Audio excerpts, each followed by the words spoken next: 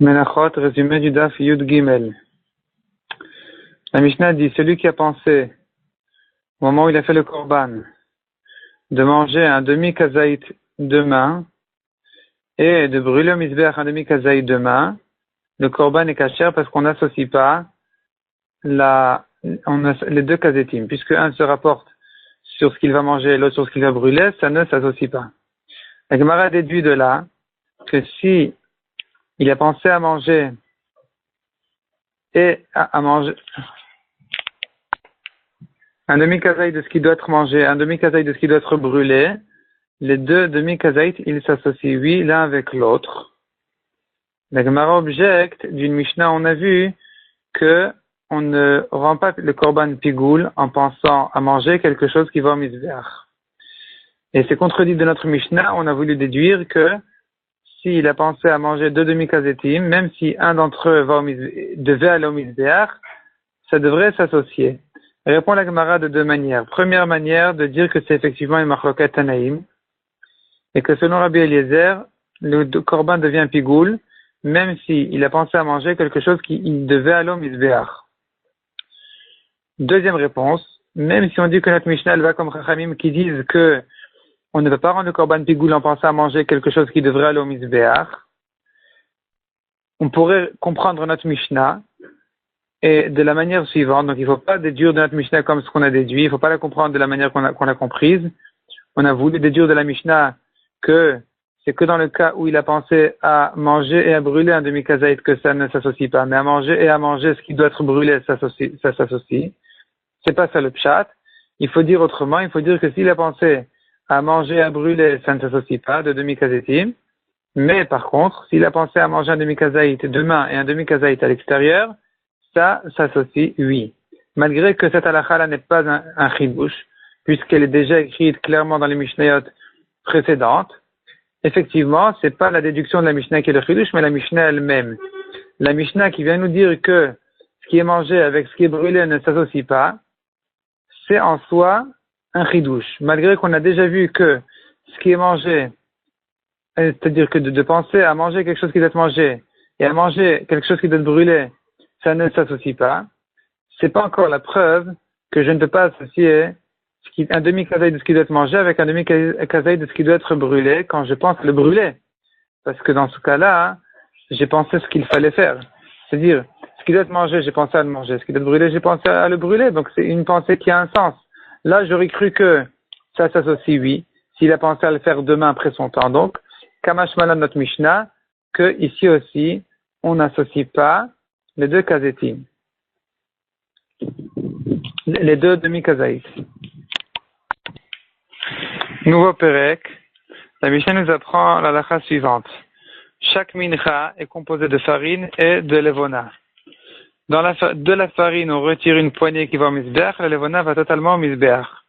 Celui qui aurait pensé, une pensée de pigoul, donc de manger par exemple la mincha demain, s'il a pensé au moment de la kmitza, au moment où il a pris la farine, il a pensé à manger les restes de la farine ou bien brûler ce comète-là demain, dans ce cas-là, le korban est, selon tout le monde, pigoul. Tandis que si, au moment de la kmitza, il a pensé à brûler la levona, selon Rabbi aussi, c'est pas soul, c'est pas pigoul, comme on verra dans la Gemara quelle est sa raison.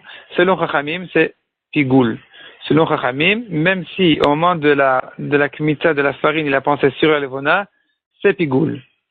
La Gemara dit que ne crois pas que la raison de Rabbi aussi, qui a dit que s'il a pensé sur la levona au moment de la farine, c'est pas pigoul, et parce que Rabbi aussi pense qu'on ne fait pas de pigoul dans un demi-matir, c'est-à-dire si on a deux choses qui permettent le korban, comme ici par exemple, qu'il faut mettre et la farine et la levona au feu du misbéach pour permettre les restes.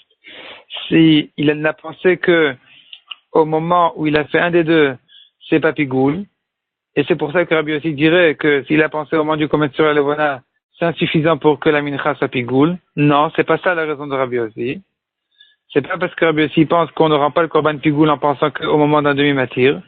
Et que parce que si c'était vraiment comme ça, Rabbi aussi aurait dû dire que même s'il n'a pensé que sur la farine au moment de la farine, ça devrait être aussi pigoul, parce que parce que la farine n'est qu'un demi-matir. Or, dans ce cas-là, Rabbi Yossi dit que c'est 8 pigoules. Mais la raison de Rabbi Yossi, elle est une autre raison. Mais la Gemara explique que la raison de Rabbi Yossi, elle est que un matir ne rend pas pigoule l'autre matir. Puisque ici, on a la farine qui est un matir du korban, et la levona qui est un autre matir du korban qui permet le korban, la mincha. Un matir ne rend pas pigoule l'autre matir. C'est-à-dire que si au moment d'un matir, il a pensé à faire le deuxième matir demain, le korban n'est pas pigoule. De même, pour les deux récipients de levona qui viennent accompagner le lechem apanim, qui eux vont au misbeach tandis que le lechem apanim est mangé par les kohanim. Ici aussi, ces deux récipients-là sont deux matirim, et que donc s'il a pensé, lorsqu'il a fait un récipient de levona au misbeach, il a pensé à mettre le deuxième demain. Ici aussi, on dira la même chose. Selon Rabbi aussi, c'est pas pigoul, parce qu'un matir une pensée d'un matir n'est pas valable quand elle se rapporte sur le deuxième matir. Donc c'est comme ça qu'on comprend la Mishnah.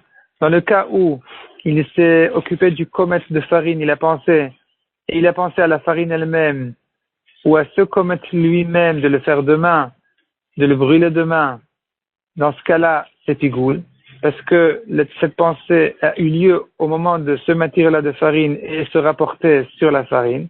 Tandis que si cette pensée-là se rapportait sur la levona, donc c'est un matir qui a pensé sur un autre matir, c'est pas pigoul. Selon Chachamim, par contre, il faut faire la différence entre les basiches et levona.